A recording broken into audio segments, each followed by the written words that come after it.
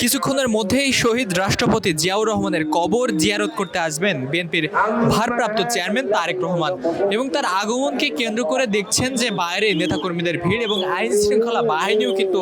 তৎপর অবস্থায় রয়েছেন যাতে কোনো ধরনের কোনো অপ্রীতিকর ঘটনা না ঘটে। আমরা দেখেছি সকাল থেকেই ঢাকা শহরের বিভিন্ন জায়গা থেকে নেতাকর্মীরা এসে ভিড় জমাচ্ছেন রাজধানীর এই জিয়া উদ্যান এলাকায়।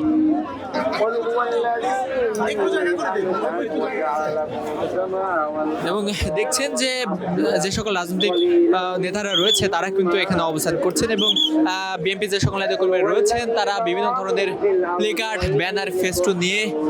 রাজধানীর এই জিয়া উদ্যান এলাকায় তারা কিন্তু অবস্থান করেছেন। আমরা সকাল থেকে এখানে রয়েছে এবং দেখেছি যে আইন শৃঙ্খলা বাহিনী তৎপর রয়েছে, সেনাবাহিনী, বিজিবি, র্যাবের যে সকল সদস্যরা রয়েছে তারা কিন্তু তৎপর অবস্থানে রয়েছেন যাতে কোনো ধরনের কোনো অপ্রীতিকর ঘটনা না ঘটে।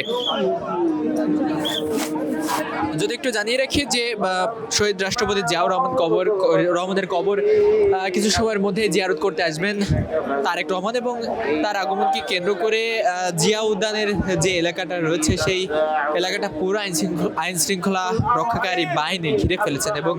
ভিতরে জনসাধারণের প্রবেশ কিন্তু একেবারে নিষিদ্ধ করে দিয়েছেন, এমনকি সাংবাদিকদেরও প্রবেশ করতে দিচ্ছেন না।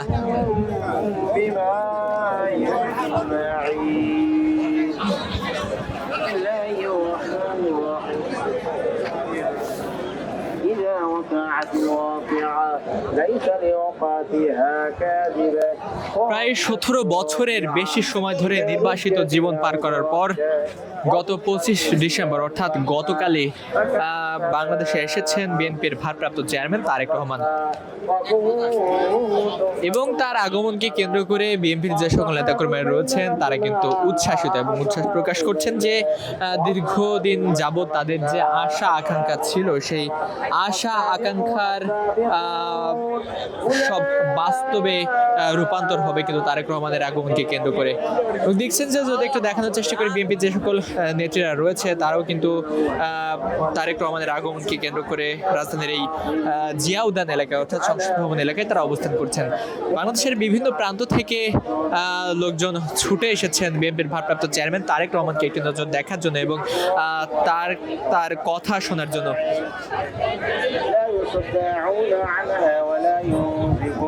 গতকাল দুপুর 12টা নাগাদ দীর্ঘ 17 বছর নির্বাসিত জীবন পার করে বিএনপির ভারপ্রাপ্ত চেয়ারম্যান তারেক রহমান দেশে ফিরেছেন। তাকে বহনকারী বাংলাদেশ এয়ারলাইন্সের একটি বাণিজ্যিক বিমান গতকাল দুপুর 12টা নাগাদ হযরত শাহজালাল আন্তর্জাতিক বিমানবন্দরে কিন্তু অবতরণ করেছিল এবং সেখান থেকে তিনি সরাসরি এসেছিলেন রাজধানীর 300 ফিট এলাকায় যেখানে তাকে গণসংবর্ধনা দেওয়া হয়েছিল। সেখানে সারা বাংলাদেশের ছোট ছোট গ্রাম, শহর, উপজেলা, জেলা থেকে মানুষজন ছুটে এসেছিল তারেক রহমানকে দেখার জন্য এবং আমরা দেখেছিলাম যে অনেকেই গত 2 দিন যাবতই কিন্তু তার রাজধানী 300 ফিট যে স্থানে গণসংবর্ধনা দেওয়া হয়েছিল সেখানে কিন্তু অবস্থান করেছিলেন। তারপর বিএনপির ভারপ্রাপ্ত চেয়ারম্যান তারেক রহমান সেখানে এসেছিলেন এবং জনতার উদ্দেশ্যে তিনি কিন্তু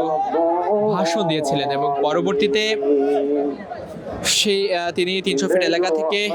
তার মা বিএনপির চেয়ারপারসন বেগম খালেদা জিয়াকে দেখার জন্য রাজধানীর এভার কেয়ার হাসপাতালে গিয়েছিলেন। আমরা দেখেছিলাম যে তার আগমনকে কেন্দ্র করে আইন শৃঙ্খলা বাহিনী তৎপর অবস্থায় ছিলেন। গতকালও আইন শৃঙ্খলা বাহিনীর কড়া নিরাপত্তার মধ্যে দিয়েই তিনি এসেছিলেন রাজধানীর 300 ফিট এলাকায় এবং সেখান থেকে রাজধানীর এভার কেয়ার হাসপাতালে তিনি গিয়েছিলেন এবং আজও দেখছেন যে কড়া নিরাপত্তার মধ্যে দিয়েই তিনি জিয়া উদ্যানে প্রবেশ করবেন এবং এখান থেকে তিনি যাবেন সাভার স্মৃতিসৌধে মুক্তিযুদ্ধে যে সকল মানুষেরা শহীদ হয়েছেন তাদের প্রতি শ্রদ্ধা নিবেদন করতেই মূলত তিনি সেখানে যাবেন।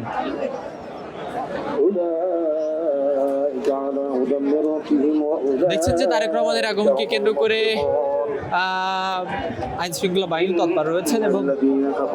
বাংলাদেশের বিভিন্ন স্থান থেকে নেতাকর্মীরা এসেছেন।